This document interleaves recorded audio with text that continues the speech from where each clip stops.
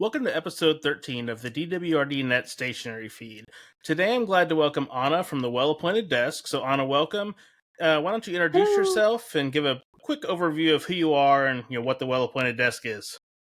Hi, my name is Anna. I am the chair at the Well-Appointed Desk. It is a website that started off its life as a review site for pens, paper, ink, fountain pens, anything to make your desk lovely, and has slowly grown into its own little mini empire of product development and all sorts of stuff. So Very cool. I've been a long-time reader, so it's great thank to you. actually get a chance to interview you, and talk about some of the stuff that I've been a fan of and followed for probably at least a decade now. Cool. We'll get into that later to see exactly Awesome. how long, but so to start off, I have some kind of standard questions that I've been asking all the guests. So the Cool. first one, what are you currently writing with? What do you have inked right now? Currently inked. A bevy of sailors is sort of my standard answer. For my planner and my journal, every month I pick a specific theme, and so there's usually like a color that goes with it, and so I fill my pens with inks that sort of go along with my theme. And I have become such a Sailor Pro Gear junkie that I basically have a rainbow of sailors. So I pick the sailor that best color coordinates with the current theme. This month, my theme is strawberries because June is the strawberry full moon, which happened to land on my birthday this year. It was last week. And so I love strawberries anyway. So that was my theme. And so I actually have a Sailor Pro Gear that I bought from a friend at a pen show. And it is multiple shades of pink with green end caps. So it just Perfect. basically looks like strawberry cream. It's perfect. And so that's my sort of my go-to. It has Cosmosu in it, I think. Okay. I think that's what I put in it. And then I have another Sailor Pro Gear that on my own I almost always use. It is the Kobe edition, the Nagasawa. That's a sort of lime green color, which is the name I can never remember. It's like summer green or something like that translated. And then it always has a shade of matching green, usually Pen BBS Tolstoy. But when I say that to people, they get really mad at me because it's ink that's really hard to get now. And when I bought it, Pen BBS ink was super cheap and it came in like 70 milliliter bottles for like $15. And so I just bought a lot of it. And when I found there's one that's called Tolstoy that's very similar to another color that's called like matcha ice cream. And I think this month I switched to the matcha ice cream because I'm running out of my Tolstoy and I don't know if I'll ever be able to get anything similar. No, I can appreciate that. I actually have been traditionally in the past a darker ink user, and then at the Arkansas Pen Show this year, Lisa from Vanessa had made Fresh as a Daisy, which is kind of this pollen-colored green, as she described it. Ooh, And that is one of her favorite colors. Yeah, I've been using that kind of lime pollenish green ever since. So, in terms of pens, you've been around the pen world forever. Do you have a Grail pen, or have you kind of purchased what you like at this point and moved things around as time's gone on? I don't think I really have a Grail pen. I think this sort of obsessive collection of Sailor Pro Gears is sort of my Grail. Like, there's a couple models that came through that I've never been able to get. I don't have one of the Ink of the Witch ones from Bongo Box, but I really don't want to spend the kind of money that it would require to get one at this point in time. But a lot of the pens that at one point had been sort of pens that I considered a Grail pen, I did actually manage to either acquire or lose my taste for them one way or the other. So like I had always wanted to have like a one of the Mont Blanc Rouge et Noir pens, and if you wait long enough, somebody sells them on Slack. And so I got a really good deal on it. And I remember it having like, I think it said it was a fine nib, and then I had to have a nib grinder go in and actually make it a fine because Mont Blanc nibs are not fine, not even a little bit.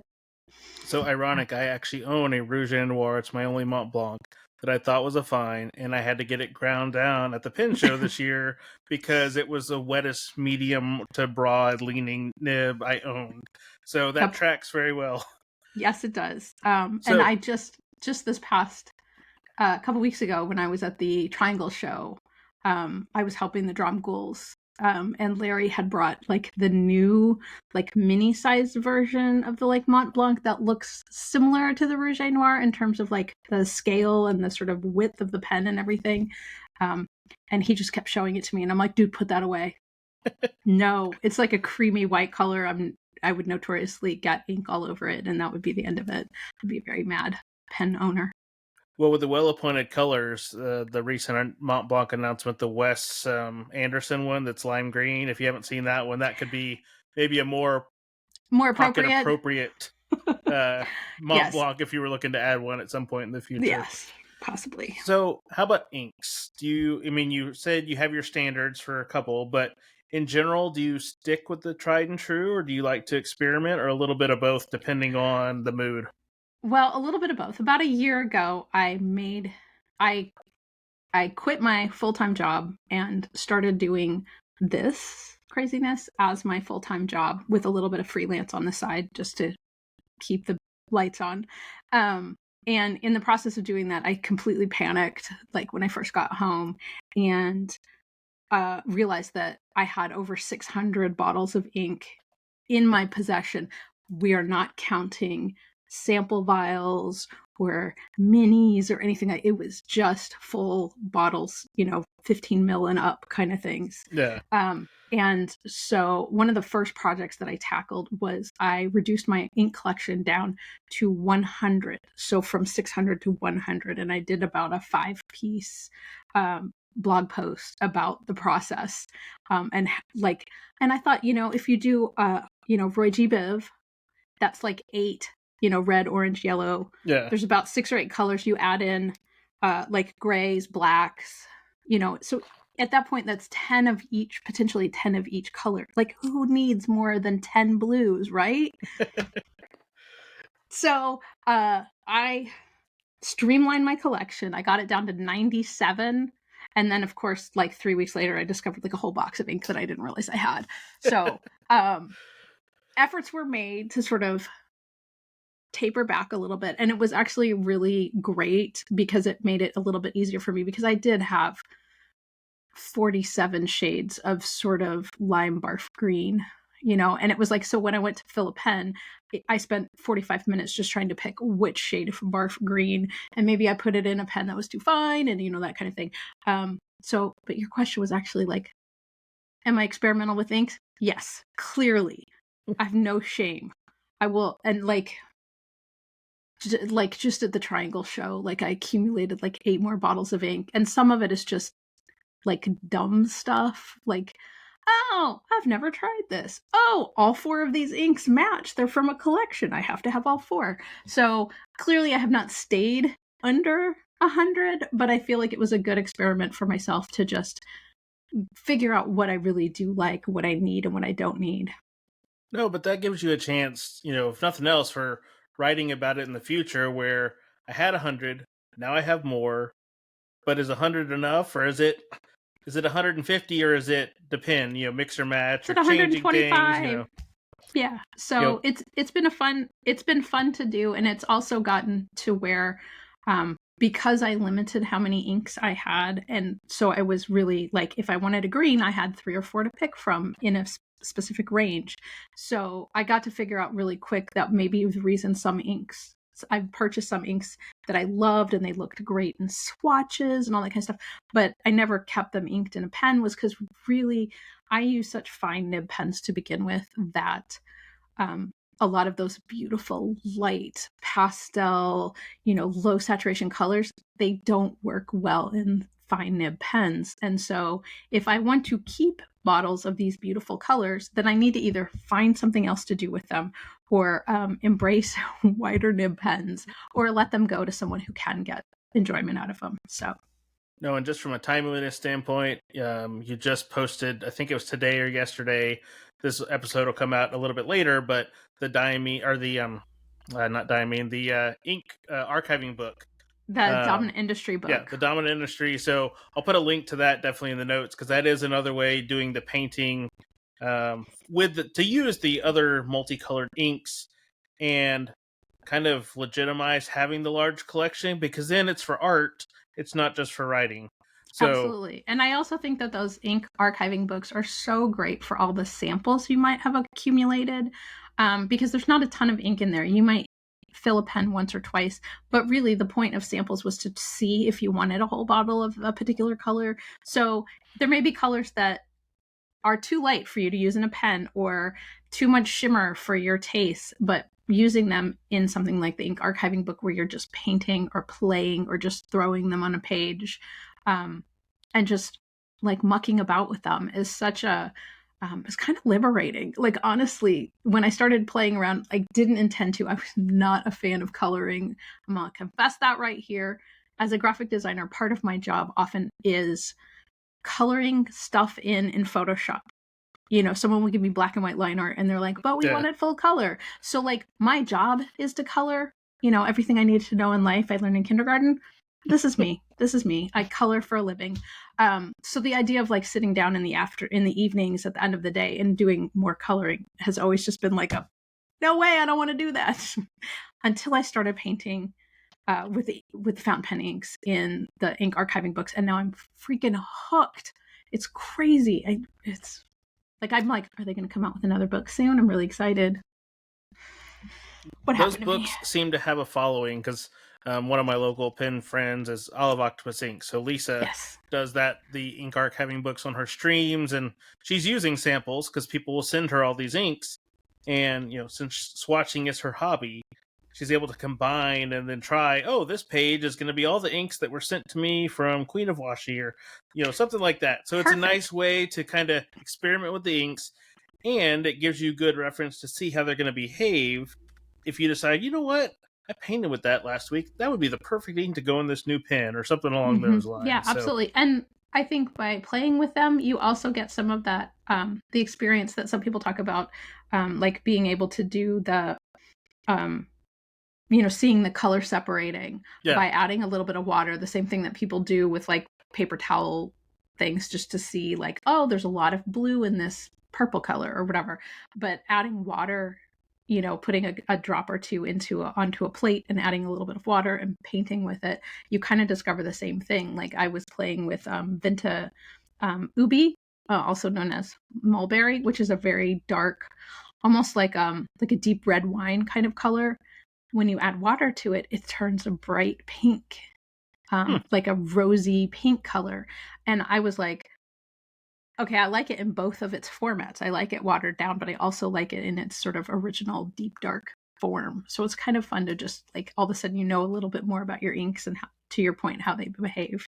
Well, and that would be a cool thing to do, since the dominant industry books have 2 copies of each thing. Do one where you water, or it's 4.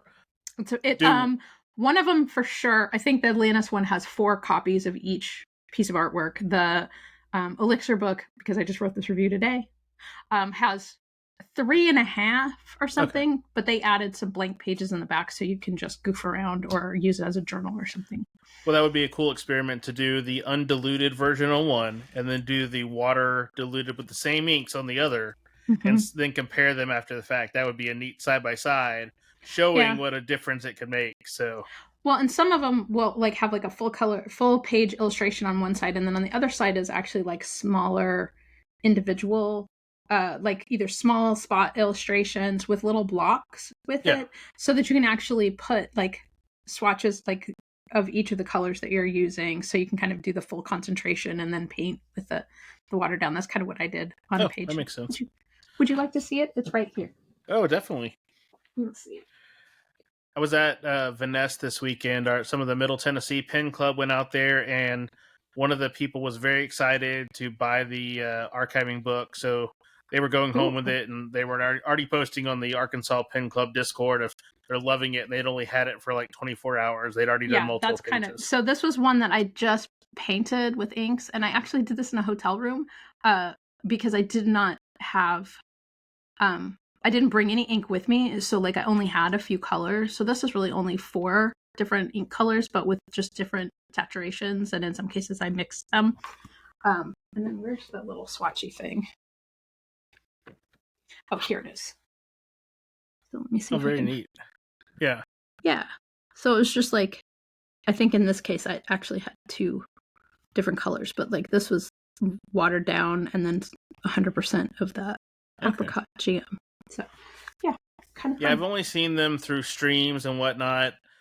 I'm kind of getting into watercolor, but unfortunately, when you get into something, came back from my vacation that I got them to take with me, and then they've been sitting next to me on my desk because I've had other stuff come up. So I think I got to revive that soon. But so in terms of, we've covered pens and inks. What about papers?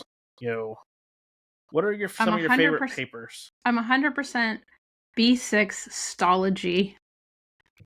It's like, it's my go-to, and I know a lot of people have had issues with it, but it behaves very consistently for me because I largely use fine nib pens. I think if you start to get into broads and stubs and things like that, the paper will sometimes bleed or do more show through. But it's like that sweet spot between Tomoe River 5268 GSM and then maybe like a Cosmo Air Light for me. And the grid on the paper is so light it doesn't bother me, because normally I would not have grid paper at all. Not my friend. So yeah, that's sort of my go-to, and I feel really bad. I mean, I love Midori MD, the standard, and I love the MD cotton, and I love the MD light. And if you see me at a pen show, that's probably what I'm going to convince you to buy. But because people have such mixed feelings right now about Tomoe River because of the issues that they had last year. And to be honest, like, yes, I understand, that their quality control was so consistent for so long that the fact that it isn't consistent this year has made people very uncomfortable. But at the same time, like, when you compare it with 98% of the other paper currently available in the world, it's still top 5. Like, even if it performs badly, it performs better than just about anything else. So I get a little annoyed at people who are just like, I'm never buying Tomoe River again. And I'm like, then they're not going to make it anymore. Like, at a certain point, we're the things that are keeping it alive. So if we all like say we're never going to buy it again, then it's gone for good. As a lefty, I prefer the 68. Yeah, I was going to say, and that's a good follow-up question. That's, with you being a lefty, I've heard it said that most left-handed writers, especially fountain pen writers, are some of the most skilled at pens and papers because you've been dealing with it ever, your entire life. Since we were born. That? Yes. And I still make a mess. And if you look at any of my reviews somewhere, in some spot, there's a smudgy because I don't always work from the top to the bottom or the bottom to the top. And I will stick my hand in something because I forgot to write something or I forgot to do something. Like, I did it today. Like, I would just stuck my hand in it. So there you go. Proof positive that I end up with ink on my hands. Oh, definitely. So, and this next question is one of my favorite questions. And considering what the Well-Appointed Desk is and the kind of mission behind it, I think you'll probably have a great answer. What's your favorite stationery adjacent item? So like a case, a bag, something that's not a pen, paper, or ink, but it's pretty much a requirement that's, on your desk or something you use. Like, mine is my book weight from Good Made Better. I use it all the time. So something like that. My instinct is to be like, any of the Inky Dreams rickshaw cases are excellent and I highly recommend them. Can I tell you where you can get them? Because I'm so proud that I had the opportunity to do those. And I do absolutely love rickshaw. I have from the get-go.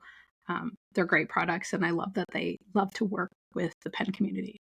That being said, I do actually use most of my collection pretty regularly.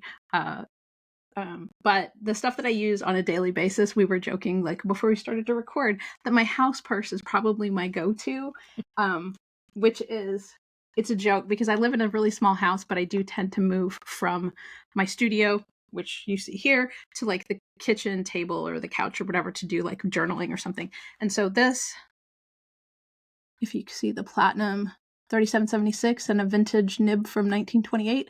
A friend of mine picked this up for me while she was in Japan. It is from Old Resta. I don't think they still make them, so please don't come after me.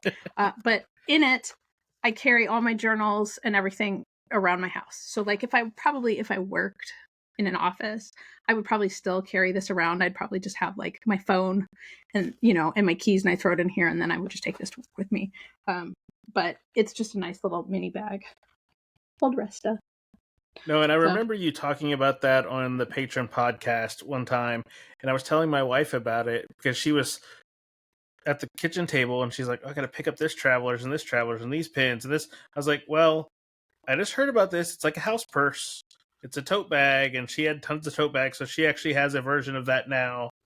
After hearing about it, that she uses because she has her work office downstairs, and then she's writing books. So in our kind of bonus area, she has her writing desk. So if she's going from back and forth, she needs to carry the pens, the notebooks if she's been drafting or things like that. So she's whatever. followed You up stick with your phone in there, whatever. Yeah. But yeah, it makes it so that you can still balance your coffee or your soda or whatever it is that you must also take from room to room. Definitely. So I did make a video about my house purse if you want more details of what's inside of it. It's on YouTube somewhere. Well-Appointed Desk. No, we'll put a link to that in the notes as well. And just as a general note, we'll put a link to the website. Anything we talk about, be sure and check the notes afterwards, because put links to how to get in touch with Anna in terms of the shop, the social medias, and all that kind of stuff, so you can get more information. And especially if you hear something that you like when we're talking about, you can go find it or maybe purchase it or things like that. So let's get into the main part of the Well-Appointed Desk. So to start off, how did the Well-Appointed Desk come to be, and around how long ago was that?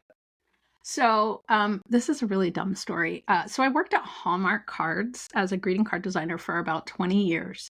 And about 15 years ago, a woman came in to do sort of like a little presentation for the creative staff. And she started talking about how you could, at that point in time, you could make a website about any obscure subculture thing, and you would develop a following. This was, pre-Instagram. This was like just so long ago. And I don't even remember what her website was, but it was super obscure. It was like home decor that was all a specific color. It was like the turquoise blog or something like that on Blogger. And she was just really inspiring. And she was like, if you have a passion or hobby or an interest, there are other people in the world who do too. So put it out there. You're going to find your tribe. You're going to find other people who are into the same things you are. And then, people are going to ask you to speak at large corporate events. That hasn't happened yet for me, but so literally I came back from that meeting and that presentation, and I logged into Tumblr because I didn't want, at the time I was like, I'm not going to do this and pay a lot of money for a website or anything like that. So I launched it on Tumblr, and at the time there were really only a couple like websites out there. This guy called Pen Addict, and then this other guy, Pencil Revolution. So I was like, okay, pens and paper are covered. So what am I? I'm the desk. And I became the Well-Appointed Desk because I was like, I didn't want to do some other pen pun, and I didn't want to do a pencil pun or whatever. So that's how I became the desk. Oh, that's a cool story, because thank you. One thing, it says, yes, it was a while ago because Blogger, that was like all the rage around 15 years ago. And now it's like, and you started on Tumblr, which it's kind of, as time goes on, the internet changes, and some of those old stalwart, original places kind of drift off, and kind of, they're still there a little bit, but they're not the heyday they have now. No. So that's a neat way to have a start, knowing the roots. Yeah. The funny thing is that I had still been like cross-posting to Tumblr for years, but I don't have the password to get into the account anymore. So like it has now, like only in the last couple of months has it like officially locked me out so that I can't even cross-post through WordPress. I think it has finally done the Tumblr page, but I'd always cross-posted. So even after I left Tumblr, it was still being, and that was because I did Tumblr for a couple of years before I launched Well-Appointed Desk officially on WordPress.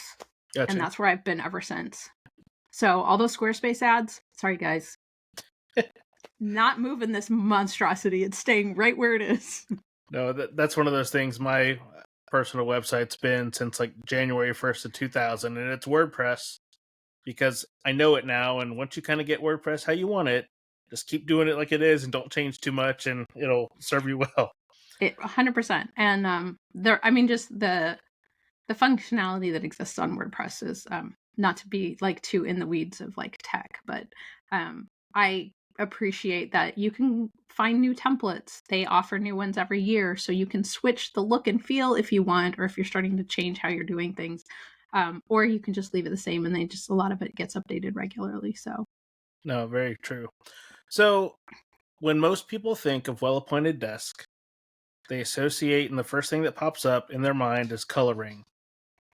So it just makes me so happy to hear that. Well, no, I mean it's true. It's so talk about how, it was you and your husband who came up with the idea for Col-O-Ring, and it's kind of the de facto standard for ink swatching now. So just kind of talk about how that came to be. I mean, it started with what, and then as did it start with the small cards or the Rolodex cards or whatnot? Because I actually have some sitting here because I have some inks I need to swatch, so Awesome. just kind of talk about how that came to existence. So I had been using like one of the Japanese brand's word cards. There was, I don't remember if it was Nemesine or who, but it was like a jet pen staple of these little cards that somehow just coincidentally happen to have really nice paper.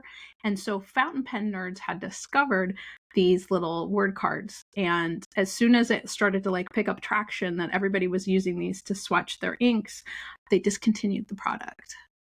And I bought like 6 packs or something like that from jet pens before they like removed them from their inventory. And I was like beside myself. One day I was telling my husband, I'm like, what am I going to do? We're about to run out of these cards. And he's like, I'm a printer and you're a designer. Can we not figure this out? And I was like, no.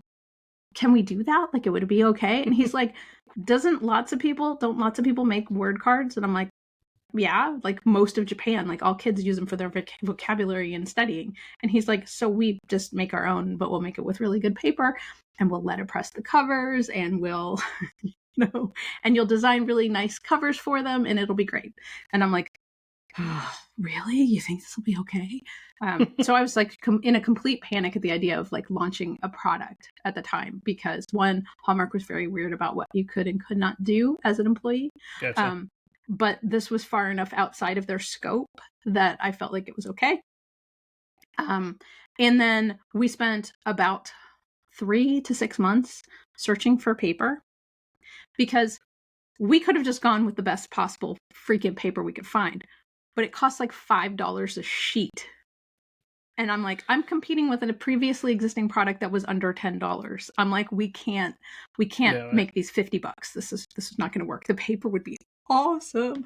But yeah, so the hunt was on for paper that we could get in the United States relatively easily, that showed sheen, that was a little bit heavier weight than just like a standard paper, so that you could use them like a card and kind of flip through them and that kind of thing. Because it's like, because a lot of the people who have seen the cards are like, well, but I don't write on cards, I write on paper. And I'm like, I get it, but we wanted something that would be easy to flip through. And obviously if they were all tiny little sheets of rhodia paper, that they would not hold up to being on a ring or any kind of binder system. Like they would eventually just degrade. So we needed something a little heavier weight, which was how we ended up with the paper that we have. And what was crazy was we looked at, because my husband's a printer, he's a letterpress printer.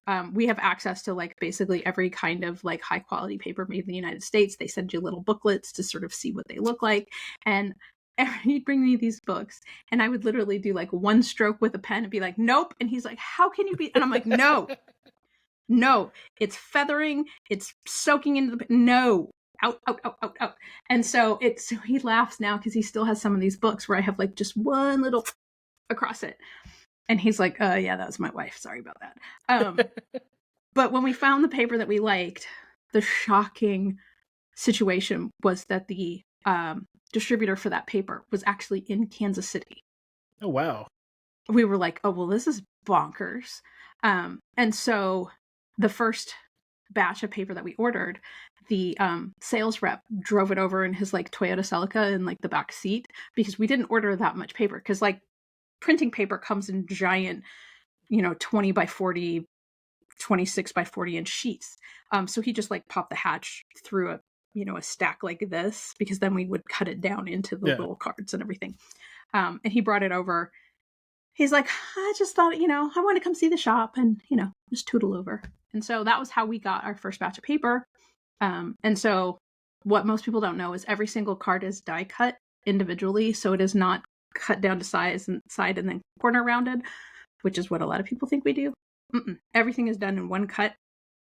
We occasionally when I pack orders, I use the frames as packing paper. So if you ever get an order from me and it has very similar white paper, it's actually the like full press sheet that has been poke all the little pages out.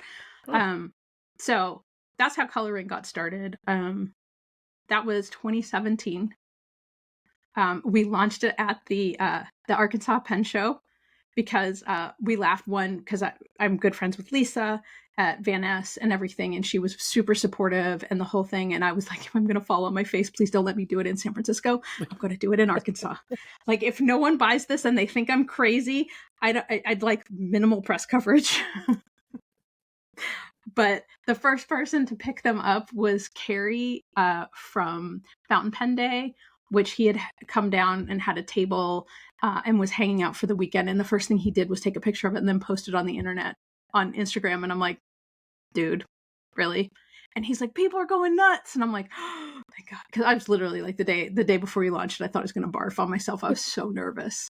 So nervous about it. And so we did Col-O-Ring exclusively, just the regular 2x4 inch size for about a year or so before we introduced the Col-O-Dex, maybe 2 years. And the Col-O-Dex came about because Bob was watching me open and close the rings over and over again to like take swatches out for my reviews, because I had them all sorted by brand. And so I would like take out this green from Diamine and then go to another ring and take out the green from Colorverse, and et cetera, et cetera. And he's like, there's got to be an easier way to do this. He's like, that's really hard to get in and out. And then he had a Rolodex that he kept at work and already had a die that he inherited from somebody, like a Rolodex die. And he had like cut all of his, like, when they test print stuff for letterpress, they always use like the same paper over and over again. And it's called a make ready. And so oftentimes it starts to look really cool and collagey.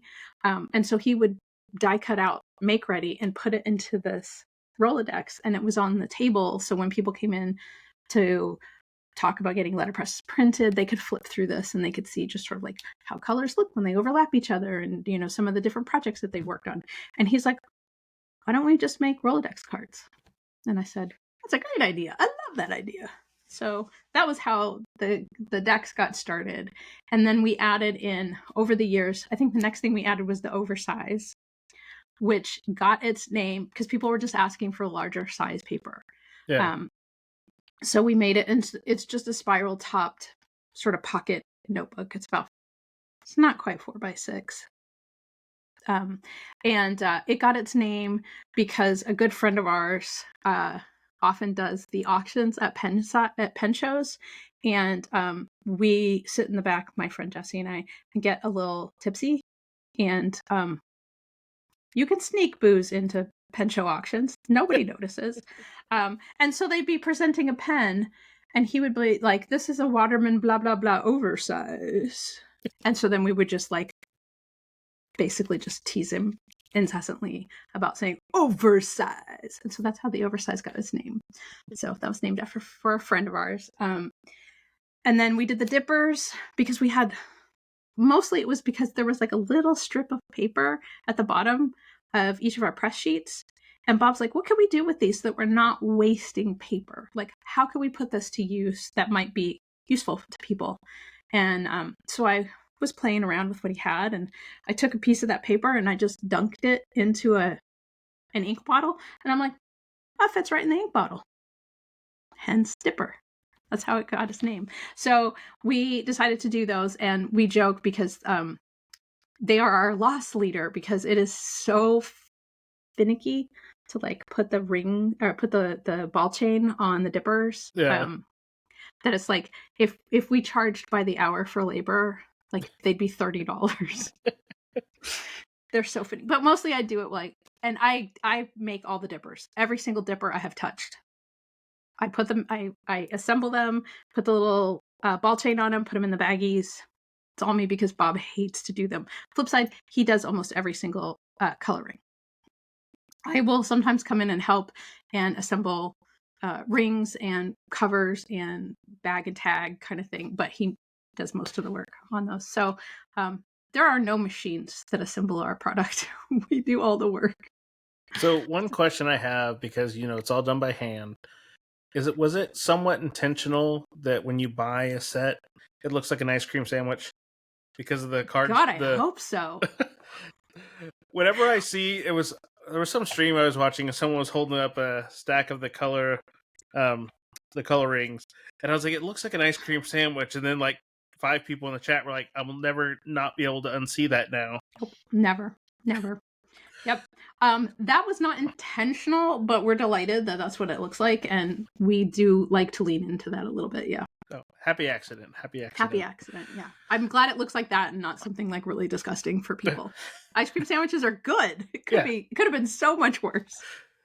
So, since you've been making these, just do you have any estimate of how many Col-O-Ring or Col-O-Dex cards have been made since 2017? Not a clue. We do have Bob has a spreadsheet of pretty much everybody that we sold to as like a wholesale retailer.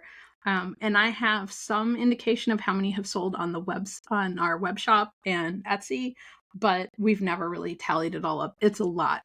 We've sold a lot. I mean, because in a given year, just in wholesale, we probably sell about 30,000.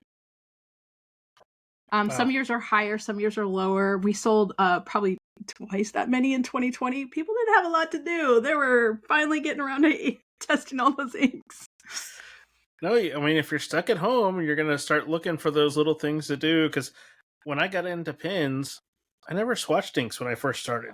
I mean, I just had the bottles and I would use them, and that was that. It was only when I was kind of out of pins-ish from 2020 for a couple of years, because I wasn't going into an office. I wasn't taking my pins with me. And when I came back, now I'm like, oh, I need to swatch this. And that's kind of how I got started back or decided to do YouTube. I'm going to swatch 2 Inkvent calendars. And I'm going to make it on videos. And now here we are. But yep. So along that, you've got the store where you sell the Col-O-Ring stuff. But talk about some of the other products you carry. I know that my wife has been a fan of the dragon clip that you had. I think you're currently sold out. And then some of the I just little reordered those. Oh, great. And the little color. So just talk about how you decide on the other products that you carry, be it the variety of washi or the clips or the accessories, or, how do you fill your store up with things that you want to sell and share with other people? So this is a story I've told a couple times, and I hope that Joe doesn't mind. But Joe Kreis of Gentleman Stationer has sort of been my my northern light in regards to when I started putting affiliate product and like other small makers into my shop. I looked to what Joe was doing, and I didn't want to replicate his shop exactly, but I wanted to take the same tactic.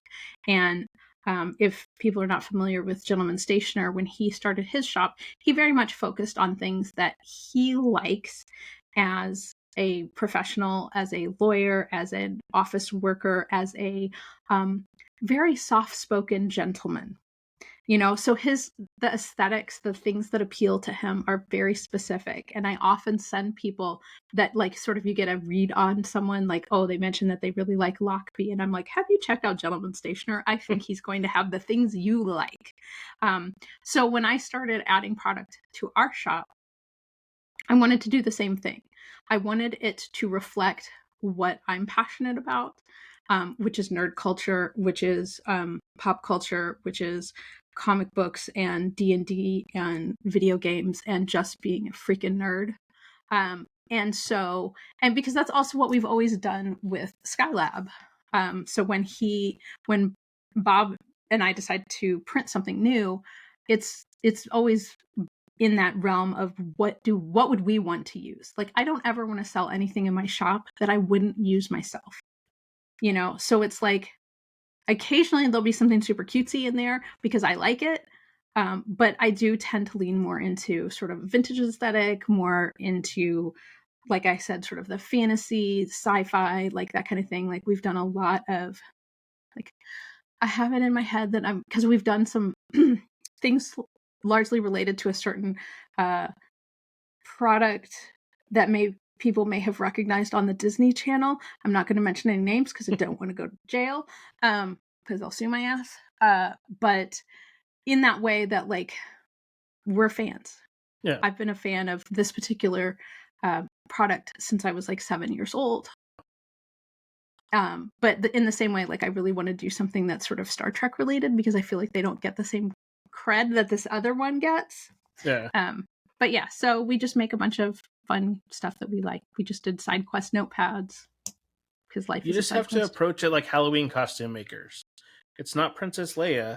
It's Space Princess. It's like the cheesy, like, what would it be? The great value name for whatever the product is. Exactly. The slightly but not entirely generic version. But, which is how we've ended up with things like the Stay on Target notepad.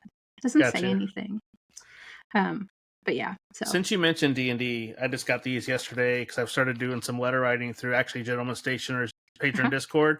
Do you have the D&D stamps? Yes, I do. And for a stretch, when people ordered stickers on my site, I try to package them just in first class so that I only ship them for like $1.50. It's like super low budget.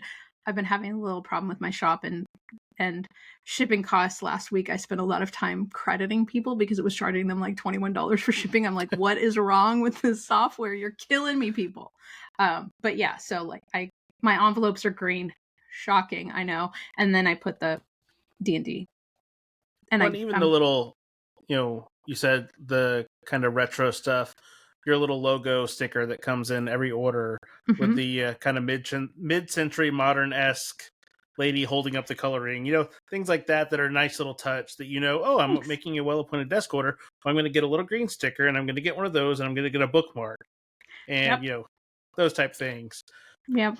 So we really love our little swag kits that come with every order. And it's one of those things that, like, we do also sell to a lot of other shops, people that I love and I love their stores, but you don't get a swag kit if you order from them. No, definitely. And even the new little washi tape, Vanessa was giving out some of those at the Arkansas Pen Show, like with the Inky. Would you call that Inky Dreams washi? Is that its proper name? The little ink bottles? That's its proper name. Yeah, that's great. I keep it in my rickshaw, just to have some washi in there because it's a thinner roll, so it's easy. It's about a half an inch. Yeah. Yeah. So, and let's get back to the website. One thing that I've always appreciated is that you write stuff, but you also have a group of regular contributors. So how did the site, now that we know its beginnings of a kind of Tumblr-esque site that grew into a WordPress, when did you get to the point where you're like, hey, I want my friends to write on here too, to share their views or their reviews or things like that. So just kind of talk about how the contributor side of Well Appointed Desk came to be. It very organically, I guess, for lack of a better word, because there were just circumstances where it's like I had become friends, just whether online or in person, with various people who were kind of into pens as well.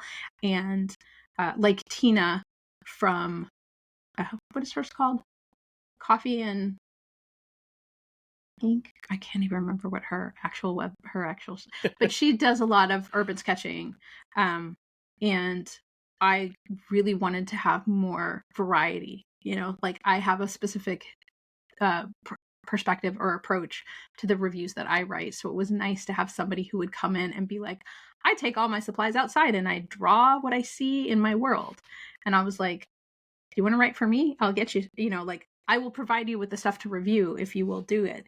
And this year was Tina wrote her her farewell post this year, but we didn't make a big to-do about it because she didn't really want a big to-do. But she has decided that her goal is to sort of pare down what she's accumulating and had done a whole lot. So she's like, I feel like that is kind of a double standard to be like, I'm paring everything down and then I'm getting, review product. And she's like, and then I have to figure out what to do with it. Do I keep it? Do I donate it? Do I give it away? Like that kind of thing. And she's like, I don't want to do it anymore. And I'm like, that's totally fine.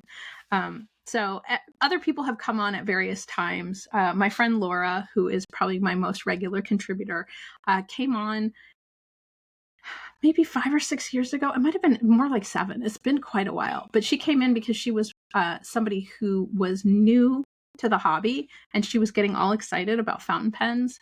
And I said, I'm too jaded to review some of these $30 pens and stuff like that, or have that moment where you're picking at a pen that I looked at her and I'm like, if you really want to review that, okay, but boy, and in retrospect now she's like, I can't believe I bought that pen. That pen was terrible. But she came at it again from that new user perspective that after 7 or 8 years of doing this, on top of had been interested in pens and everything prior to that, I didn't have that sort of newbie vibe. And so Laura coming in was great. And she also approaches it differently. She doesn't have an art background. She's very much kind of, her day job is very officey. So she approaches things much more for like to-do lists and things like that. And then Jesse and Jacqueline got involved because we kept showing up at the same pen shows. And eventually I was just like, why don't you guys just write for me? They said, okay. But both of them have also pared back this year. So I actually might be looking for new people. And I have approached some people who have said, I'm not sure if I want to do that. So, but we will see. We'll see. No, very cool. And, it's the first time I've had to deal with basically employee turnover. It's kind of a new experience for me. No, but in a way that's kind of good because it keeps, like you said, you brought Laura on because it was a fresh viewpoint. So having someone else, because now that if she's been doing it 7 years, she's an old pro. Yep. So, just because there's so many new pens coming out now. I mean, think of TWSBI. How many new colors do they put out every week, it seems? Or, all the new Kavekos. Someone who's new to pens, that first TWSBI, the first vac filler or something like that is going to be like an eye-opening experience where, oh, it's a vac filler? Yeah, I don't really like those. I don't like to clean them. So I'm just going to get a cartridge converter instead, or I'm going to get something else. I already have 7 of those, and I've written 3 reviews about them already. I don't really have anything else to say other than it's a different color. Right. Which we've done, but yeah. No, so that's cool, but it kind of ties into my next question I had. I know in the well-appointed desk in the stationery world, pen shows are kind of where you launch the product, and that's kind of a part of owning any sort of small business in the stationery world. So kind of talk about pen shows, how you got into them, and I know you help out, like you mentioned earlier, the Dromgool's table or different brick and mortar store tables who might also carry your product, so it's a win-win. You're able to help promote their stuff and yours. So just kind of talk about how you've approached pen shows and that, and what shows do you have still on the schedule for the rest of this year? I'm laughing at you guys get to see just like a tiny smidgy bit of one of my cats. They've just been fed. My husband just got home and fed them, so now they're all ready to take a nap. So I'll turn just a bit so you get the full grumpy face. So pen shows. Okay, so I got started going to pen shows very fortuitously. A friend of mine, Brad Dowdy, asked me if I would like to come to Atlanta to be a part of his Kickstarter Pen Addict podcast project.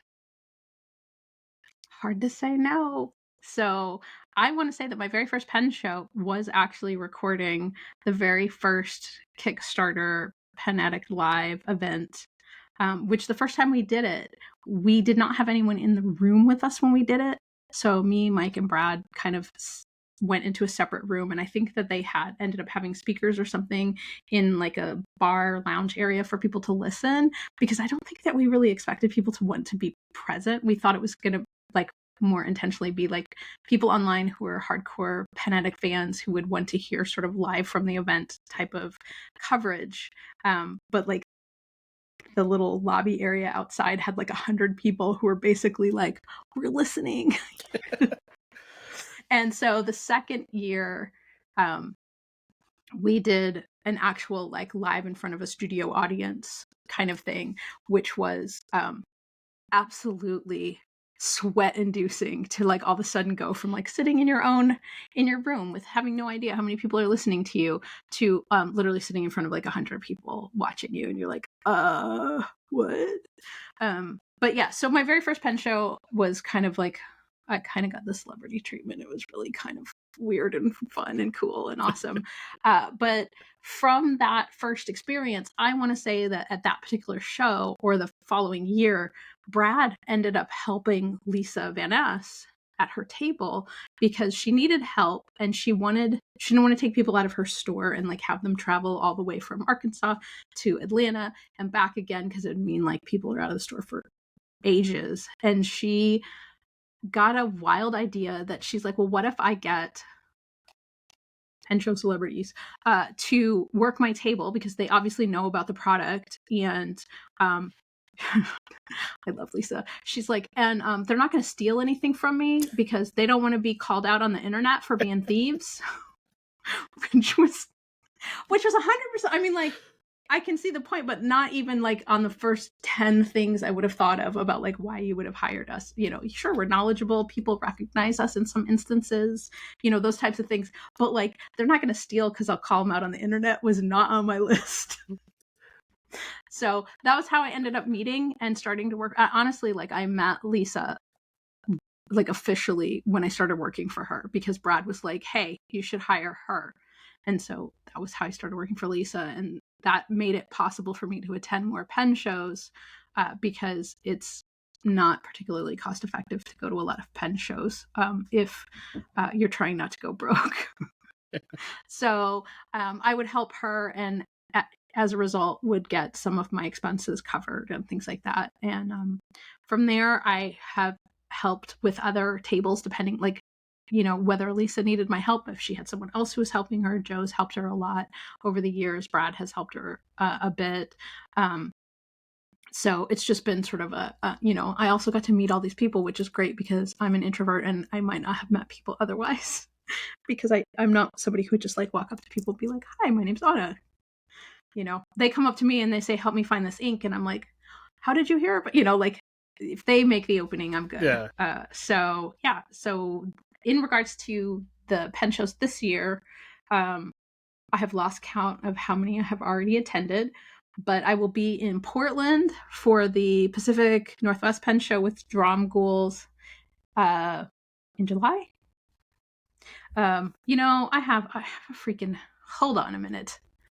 Well, while you're looking that up, I know one thing, if you're not familiar, for people watching or listening, the Well-Appointed Desk is like the quintessential list of pen shows. That's where I'm going. There's a link at the top, you know, the pen show directory. So if you want to know where or when a pen show is going to happen, go to the Well-Appointed Desk website, and it's a link on the top. And that is referenced by so many people, like on Brad's Twitch stream or on different conversations. It's like, oh, you need to know a pen show? Go look at Anna's list. F3. Yeah, no, I realize I'm a hotkey now. He's told me that. And there was something else that people always asked him about. Oh, refills. I get hit for the refills as well. Yeah, so I will be at the Pacific Northwest Show July 11th through the 13th. I will be at the DC Pen Show as part of the Van Ness Pen Lounge, which is going to be in the basement. They have their own ballroom. We're going to set up outside. I think Joe Crace from Gentleman Stationery will also be there.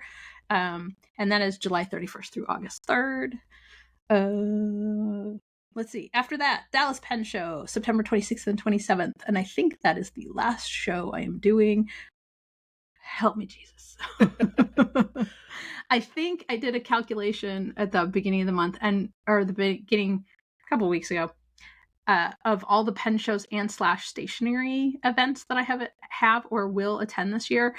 And I think I'm matching my record of 9 shows. It's a lot of So shows. that makes me think of a question that I didn't have on the list, but it ties in and it also ties into one of the later questions about your Patreon podcast.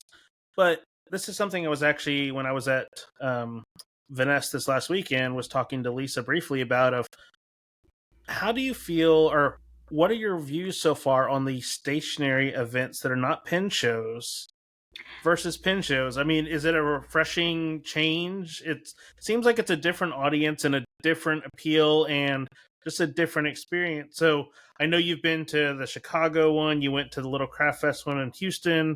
So just kind of talk about the planner or stationary events versus the pin show. So I've also attended the Chicago Planner conference. That was last year in November, and I went with Lisa from Venice. The most fascinating thing was not realizing how similar but different these events would be. The Chicago Planner Conference is very planner focused, and it is very much set up as a conference and not a pen show. So there is a marketplace at that event, but it is not the sort of key feature where at pen shows it's the marketplace, and then there are events and activities and workshops and classes around the marketplace. At the Planner Con, it was like it was about the classes and workshops, and like a keynote presentation and things like that took precedent over the market, to the point where most of the market vendors were either teachers or workshop leaders or whatever. So when the workshops were going on, they closed the marketplace. So as a vendor, we only had to work a couple of hours at a time, and then we would either go off to a workshop or teach something, and then come back, work for a couple of hours, be able to go off and do something and come back, which was kind of cool. It also put people in a situation where because everybody who attended for the whole weekend. So they knew when the marketplace was open. So like that first day, a lot of people were just looky-loos because they knew they could come back later. So it was a very different experience. And on Sunday, there was like a 2-hour window, which if anybody's been to a pen show on a Sunday, you'll know that they tend to be really slow. And a lot of times vendors will start to pack up several hours before the show's actually supposed to end. So the way that they did this event, the Planner Con, was that they literally had what they called a power hour. It was like 11 to noon was like the last window of shopping, and that was it. And they were like, we close at noon, so this is your last chance to pick up anything you saw, which was great because it meant we had time to pack up and sort of move out of the hotel before it got dark out, because it was late November. So, but yeah, so that was a totally different experience, and totally different from the stationary events. So I did not get to go to Yaseka's event last year, but did go to the Chicago Stationery Fest as a vendor. And then I went to the Houston event, helping the drum ghouls. And that was sort of a last minute arrangement. They were like, we're desperate for help. And I'm like, fine, here I come. And it was my first chance to actually go to Houston. So that was cool. I'd never been in their store before. I've worked for them for years, and I've never set foot in the store. So I got to meet everybody, and we could all exchange how angry I get at them and how they pack the boxes, and they could be mad at me for how I repack them when I send them back. Because it's like, who packed this? Like a crazy person? And then they could say the same thing about me.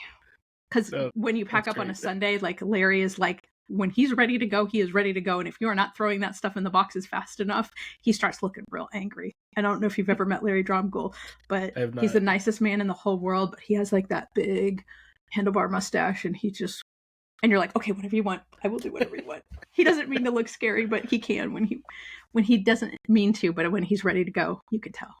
No. But yeah, so the Chicago Stationery event had its own set of problems in terms of just like growing pains and that kind of thing. But it was a smaller event than a lot of things. There were like, I'm going to say 60 vendors, but it was a real cross section of vendors, and it was all mostly small makers. The only shop, like pen shop, that was present was Kirk Spear and Sailor North America, and Retro 51 came. But Retro 51 was actually Retro 51 came, and Sailor North America was Sailor North America pen looks that came. So Kirk Spear was really like, Pen Realm was like the only actual pen shop that came. We came as Well Pointed Desk, so mostly we were selling what you see in our shop, and I didn't bring any affiliate merchandise because a lot of the people that I work with were actually vending at the event. So I actually got to meet the artist who does Creeping Moon, who I absolutely love her, and I was so excited to get to meet her because she was super charming and was really fun. And I actually got to meet other vendors from other places in the US who either own shops and make their own product and that kind of thing. But the Stationery Fest did lean in more towards stickers, washi tape, prints. There were, several letterpress print vendors. Field Notes was there because they're in Chicago. I'm trying to think what else was there. There was like one or two vendors who like specifically made like planners or journals or that kind of thing. But mostly it was like sticker and washi tape vendors. So from the standpoint of like pen users, fountain pen users, it was fun to go to. I don't know that I would recommend it as a long distance trip for people, unless you're really into washi tape and stickers and that kind of thing, because you were able to buy directly from small makers, which is kind of cool. The Little Craft Fest was a much bigger event. It was held in a large hotel ballroom and just had a very different vibe. It was still a lot of stickers and washi tape, but it just had a different vibe. I think that the costs to get in were different and kind of how they organized it. A couple of the vendors that I had worked with or talked to in Chicago, now we're all friends. That I talked to them in Houston, and several of them did not do as well at Little Craft Fest. And I don't know if it was because there were more vendors, there were closer to 100 vendors there, or if it was the audience. There were much younger people, newer to all of this. Like the people in Chicago were like ready to lay down the money. And so like I talked with one friend of mine and she's like, I would do the Chicago Stationery Fest again in a heartbeat. But she's like, I will not come back for this Houston event. No way. She's like, I didn't cover my costs. It was too expensive. It was a longer event. It was Friday, Saturday, and Sunday in Houston, where the Chicago event was Saturday and Sunday only. So, well, and being a native of Houston, I never made it to Drum Goals because when I grew up there, I was not into pens not into fountain pens. I was into the Office Depot pen aisle. But the area where Little Craft Fest in the Woodlands, Houston is massive. So it's not Houston. You're on the outskirts and you're probably 40 miles from Houston proper. So that's one thing that could contribute possibly because it's kind of in its own little area. But, hearing you talk about these, and this is going to lead into my second to last question, is sure. You have, a very active Patreon, which has the book club and it has the podcast. So if you're not familiar with Anna's Patreon, go check that out because she does episodes where she does conversations about these things. So she's talked about in more detail about some of the show experiences and things like that. So in terms of Patreon, how long have you had the Patreon going? And, aside from the book club and others, what are some of the, because I'm not a book club person, so I don't really do some of the Zoom calls and things like that, but I still follow along with the podcast and things. So just kind of talk about the Patreon and the podcast and, Sure. What made you decide to do your own podcast? Crazy. I don't know. I honestly, it was one of those things where so I had the Patreon before I started doing this full time, and we had been doing this sort of monthly meetup, which had started off as more of just a ask the desk, like, talk to me about your pens, or like, do you have questions or whatever, and give people an opportunity. And it sort of evolved into the book club. So if someone is interested in doing the Patreon meetups, we do them once a month. They're usually on a Sunday around 3:00 Central Time. It's just sort of midday. It's not the best time for everybody, but we tried a couple other times, and this one was the one that people could rearrange their schedules enough. It was usually not too early or too late on the East and West Coasts. And we moved it up from 3:30 to 3 o'clock because we had somebody in England who wanted to come, and like they're like it was like 11:30, and we're like, if we do it at 11, she can hang out for like an hour and then go to bed. And so that, so we moved it around a little bit. But yeah, so the Patreon meetup is the intellectual tier and up, so the $10 a month people. And the book club is like a small part. We pick a book, we talk about it for like 15 minutes, and then we just babble about whatever, like pen shows and events and who bought what and that kind of stuff. But at my base tier, you get access to the monthly newsletter, which includes my printables. So this is something that I added on after I stopped working a full-time job. And this is basically like I had been building calendars for myself to put into my planner. And like, because I'm a graphic designer, I have to design them. So like my strawberry theme, if you are a Patreon member, you can download your own strawberry themed planner setup. And I've been making, I started them at B6, and then I was like, tell me what other sizes you want. And so they're now available in A5, A6, B6, and weeks, which surprised me. And then I realized that there are other journal makers that do a weeks size, but it's not an actual Hobonichi weeks. So it doesn't have, it may not necessarily have a built-in monthly calendar kind of thing. So the deal is my printable that I offer is a full month on 2 pages kind of thing. So you can, like, I use a blank planner, and so that's how that got started. And what else do I do? The podcast. The podcast is every 2 weeks, and it is just me sitting in a room talking to a microphone. I call it TLDR, and it started off as basically being like Link Love, which is one of my most popular posts each week, basically a version of that just done live. So Link Love's too long, you didn't want to read it, so I'm going to basically read it to you, kind of.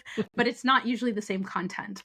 It's like I go through new pen releases, new ink releases, and then I usually have like a general topic of whatever wild hair I have up my butt. Which lately has been yelling about tariffs. So if you don't want to hear about that, fast forward. No, I've enjoyed it because when you're coming back from an event, you get to hear a different view, because attendees are going to have a different view than someone who's selling, or, I feel like some of these shows, it's a lot of newer people, so they don't have reference. They don't have comparison points. But someone who's been to pen shows and stationery events and it's a different view, because I'm not a vendor, but I've been around the pen stuff long enough. You kind of almost feel like one in a way if you've been going to shows enough.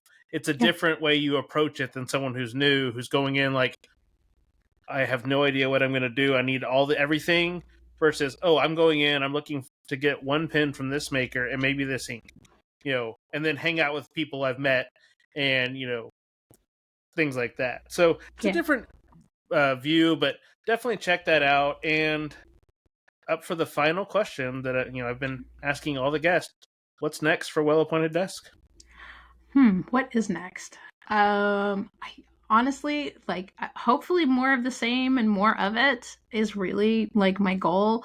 Not to dwell on the tariffs, but there was every intention of having more washi tape designs designed by me available in the shop, and then washi tape all comes from China, so we're kind of on hold on washi tape until they remove, because nobody wants to spend $12 on a roll of washi tape. Not gonna happen.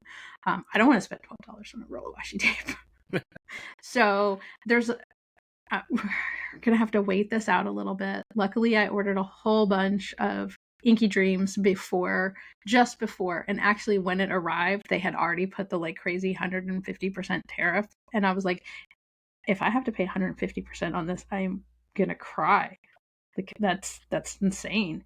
But somehow I managed to avert the crisis, and it arrived, and I didn't have to pay additional tariffs because anyway, neither here nor there. But this is definitely going to affect, I think, not just what I make in the shop, but also what I can find from other vendors, because I know that like Creeping Moon and Sticky and some of these other companies are facing the same problems of either having to pay tariffs and therefore having to charge more for their products, or trying to figure out like, what can I make domestically to keep those costs down. And washi tape, no one makes it in the United States. I mean, washi in and of itself is Japanese paper to begin with. So, you know, all the Tomoe River products, like I'm waiting to see what happens with all the journals and the 2026 products. And like, is that going to just go insane? I don't know.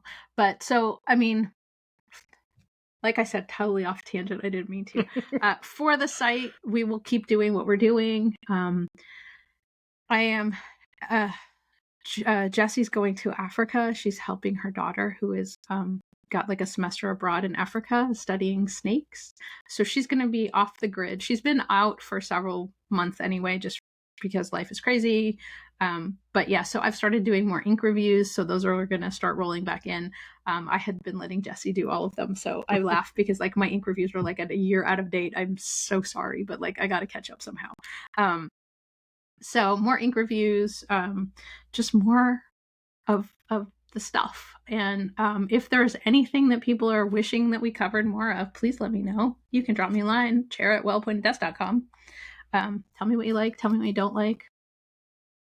No, very cool. So, Anna, thanks once again. Thanks for taking some time to talk today. I think this was a great conversation, kind of learning the history and like little tidbits of coloring, and how that came to be. Because I know I bought a vintage Rolodex that's sitting off to the side. I can't show because it's the big metal one with a dual thing.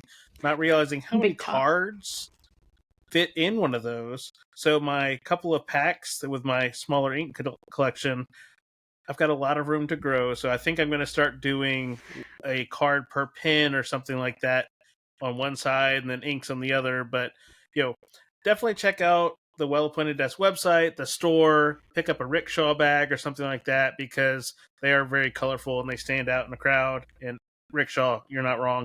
Everybody loves them. They're great products. So, I appreciate you coming. And if you're new to the DWRDNET Stationery feed, don't forget we are available audio only on Apple and Spotify. But, Anna held up some examples and you get to see a cat. So definitely check out the video version if possible, because that's always a win. You only saw one cat. That's like, it's hardly anything. You weren't missing anything. So until next time, once again, thanks to Anna from the Well Appointed Desk, and we'll catch you on the next episode. Thank you.